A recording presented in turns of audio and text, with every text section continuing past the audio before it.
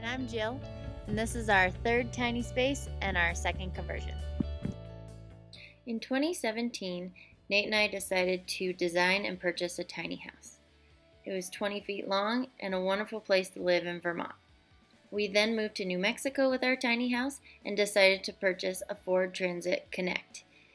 Nathan did a great job of converting that for our weekend camping travels. The two of us and Oscar fit perfectly. But with another one on the way, we decided we needed more space. Here is our Phoenix pop-up truck camper, perfect for Finn, Oscar, Nate, and I. So as Jill said, this is our third tiny space. We lived in a tiny house for 3 years, and then we bought a real house, and we also, in that time, converted a Ford Transit Connect into a camper van. That ended up being a little too small for 2 people and a dog, plus we were planning on adding an addition to our family, which we did. Our son was born 6 months ago, and for that reason we were looking for a new rig, and we decided to go with a truck and a pop-up camper as our platform. This is a 2009 Toyota Tacoma 4x4 V6. It is not SR5 or TRD Pro or anything fancy like that. I really haven't done anything to the truck itself besides upgraded the rear suspension. I did an add-a-leaf as well as installed airbags just to handle the weight of the camper. The camper itself is a 2003 Phoenix camper, built by Phoenix Campers in Denver, Colorado. We bought it about almost 2 years ago now, and we used it as is, how it was originally built. We didn't change anything for about a year, and then we decided to basically completely gut it and renovate it with better appliances, try and make it a little bit lighter weight, and just more usable space for us as a family. So I just finished that conversion. It took about 6 months to do, and now it's time to show you guys. So here we go. So just on the outside here, this used to be the fridge. It was a 3-way fridge, pretty inefficient, and we wanted to upgrade that. I'll show you the new fridge inside, but what I did here was I built a little box, and I installed an instant hot water heater to replace the 5-gallon tank hot water heater that we used to have. It was very annoying to light every time we stopped, and it was very heavy with the 5 gallons of water behind the rear axle. So again, I made sure this was all enclosed and vented, and it's been working great for us. This is just the old vent for the propane furnace that's no longer in use. This is an outdoor shower, which comes in very handy. This is the old water, or excuse me, no, it's current water fill for our 15-gallon water tank. This used to be the cover for the 5-gallon hot water heater, but I kind of blocked it off, and now it's just a holder for our soaps and shampoos and such. This is a shore power inlet. However, we do not use shore power. This is non-functional. We have a solar system consisting of a 100-watt panel on the roof and a 100 amp hour AGM battery. The wind really starts to pick up here, so I'm just going to talk for his video. This is a 20-pound propane tank that we have here. That's the hose for the gray water, which we just hook up right under there. And then we have our diesel for our Chinese diesel heater. That doesn't work. And the exhaust, you can see, is right there next to it. So because we live at altitude here in Santa Fe, around 7,000 feet, and then only go up in altitude normally for skiing and hiking and all that good stuff, the diesel heater just really hasn't worked. So we are going to remove that and probably go with a propane Propex heater, which isn't affected by the altitude. So that will be our next fix. Walking around to the side of the camper, You can see here we have a pretty large window. Those three middle pieces do fan out, so we can have some nice air coming through. And then the whole thing actually can pop up as well, so that we have a nice emergency exit if we need to. We added tiny little carabiners to each of the hooks because, as you can see, Nate's getting very excited here. We did have it unhook once, and we were driving down the road and it was open, flapping around, and no one told us that it was open. Fortunately, nothing was damaged, so we were able to move on from that and learn to put little carabiners on. You'll see a 100-watt solar panel also mounted on the top of our pop-up truck camper. One regular vent, we have not switched them. We put a MaxxAir fan in our van conversion. This just has an intake outtake at the front. You can see there that came with this camper, and a basic just opening in the back. This has been resealed, and you can see some brackets were mounted in order to put our 100-watt solar panel.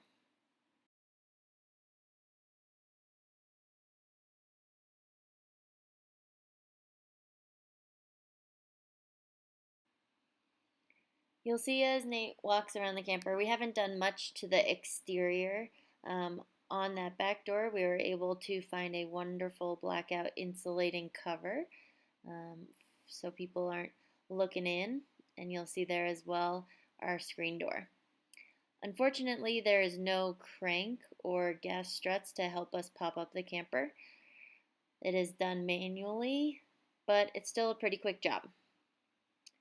Once it slides out and into place, we'll give you a quick tour of the inside. Welcome to the inside of our camper. As I said, we recently got done renovating this, so we stripped this down to the bones, to the bare plywood, and I redid everything, including the cabinetry, the plumbing, the electrical, and kind of did a better setup just for us as a family. So I guess we'll start with the bed. This could be a queen-size bed with the additional piece that came with the camper, but it was something that you had to take in and out, and it just wasn't working out for us, so we got rid of that. At the time before Finn, our son, and before Oscar was sleeping with us, we would sleep kind of diagonally, and that's tended to work out okay. Now with Finn, Jill sleeps up here, and Oscar sleeps up here, and Finn sleeps up here. So I sleep on the pull-out bed here. Underneath the bed is some storage for clothes. This is a huge bonus to this camper. I know the four-wheel campers don't have underbed storage, so we can basically put all our clothes in here for about a week. Otherwise, there's really nowhere to put them. So that's really, really nice to have. We do have a fan up here, both intake and outtake. We reinstalled new lighting, LED lights all the way around that can go really bright or a little bright. This is the wiring for our solar panel that comes down into our charge controller here. And then I will flip this up and kind of show you the guts of our mechanicals. This lifts up here. It's kind of a mess, but this is our 100 amp hour AGM battery. All the appliances are on fuse. This is a 1000 watt inverter, and then this is our 15-gallon water tank. We didn't lose any water capacity when we did the renovation. We initially had a 10-gallon water tank here, and then there was a 5-gallon water heater here, but I decided to move all the water up right over the axle instead of having more weight behind the axle, just to make the truck drive a little bit better. Continuing along, I guess we'll go over the kitchen. This is obviously a 2-burner propane cooktop. I did just a little bit of a surround here with some sheet metal just to protect from the heat. Little storage cubby here for miscellaneous things. This is a double USB port. We also have one on the other side of the bed charging up devices. This is our fridge here. Some drawer slides. It is an Iceco JPL 40, I believe. It's worked incredibly well. We love this thing. It doesn't look that big when you're just looking at it, but you'd be really surprised how many 16-ounce hazy IPAs can fit in there. So we love it. It's worked really good. Super efficient. It doesn't drain our battery. It has 2 modes, both eco mode and max mode. So eco mode just will allow for a little bit more fluctuation in temperature, but again, save your battery a little bit.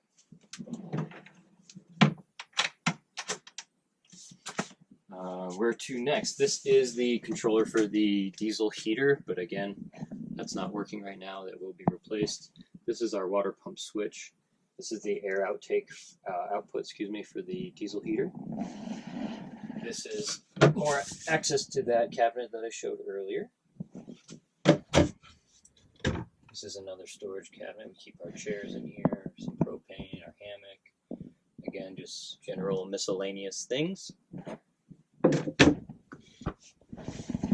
These 2 cabinets are basically for kitchen cooking appliances, food, coffee, of course. If you look way in there, you can see a little bit of our diesel heater there. The entire cabinet front was made out of one piece of Baltic birch plywood that Nathan cut with a jigsaw by hand. It's a pretty labor-intensive process. You can see here the outline for the cabinets, and then on the top we used a pine board because it was super light and pretty cheap, and then stained it. This is a little pull-out trash bin. We used to have, and before we did the conversion, we just had freestanding little trash cans, and they'd get tipped over all the time. So I made sure I designed one with permanent trash. This is kind of what we call our quick access cubby. It's something that we can open the door to the camper and just grab and reach something quickly. We usually just keep our shoes and sandals in there. We got a poop shovel in there, so dispose of appropriately. So up here is our sink. We wanted a really nice deep sink because the original build had like a 5-inch deep sink. And when you're trying to do dishes, water gets everywhere. So I made sure we got a nice, big, deep sink. This is deep enough even to bathe Finn in, we found out on our last camping trip. Hot and cold water. This does pull out, which is super convenient for trying to save water. Little paper towel holder up here. This is also really nice to have. This is a drying rack with a little outlet for all the water to drain out of. Am I forgetting anything? This is just the cutout for the sink that we use now as a cutting board. We did a stick-on tile backsplash, which has so far worked out really well. It's not peeling off or anything, so that's really nice. Gives it a little character in here. So we wanted something that could work as both a dinette as well as a bed. There was a kind of a fold-out bed in here before in the previous build, but it really blocked off a lot of space. It kind of came out to about here permanently, so you really only had about 1.5 feet of an aisle to walk up and down. So it really, once you had more than one person in here, it became really tight really fast. So we decided to kind of blow that out, open it all out. Now we have all this space. You can have 2, even 3 adults in here pretty comfortably, moving around, not bumping into each other. So we decided to go with this design. So what I did was I bought 4 folding table supports. Each hinge supports 300 pounds, so I made sure it was strong enough to support my big frame. So these all flip up here and go into place. Have to kind of pull this up and out, and then these fall into place. And then we have our cushions here that were made by my coworker. She did an incredible job. They're very professionally done. I got a nice zipper on there so we can clean them out. Pack them in here. We did a little bit of a cutout here just so it was easier to get in and out of the door of the camper. And there we have it. Plenty of space for me. I'm the only one who sleeps down here. I'm about 5'7". I think it's overall about 6 feet. Maybe a little less than that, but again, very comfortable. I love sleeping down here. What else? I guess the last thing would be the curtains for the windows. Initially, we had kind of a curtain rod that came out about 2 inches and went all the way down. And when you were sitting on the couch, it was kind of jutting into your back, and you're sitting like this. So, we decided to go with as low profile of a design as possible. So I basically just made buttons to stick them on so they're as flat to the wall as possible, and that's worked out really well. These are blackout. They hold a little bit of heat in here when it's a little bit colder, which is nice. So we did that here as well as on this window here. Looking up top, this came with the thermal pack.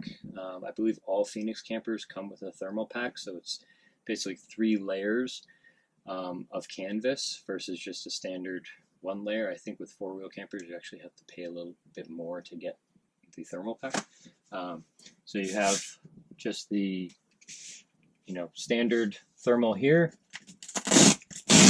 1 layer comes down, you have a plastic window to let some light in, and then 1 more layer down is a nice screen to let some air through. So there's quite a few windows. There's 3, 6, 7, 8 windows. So if you open all those up, lets lots of light in, lets lots of air in.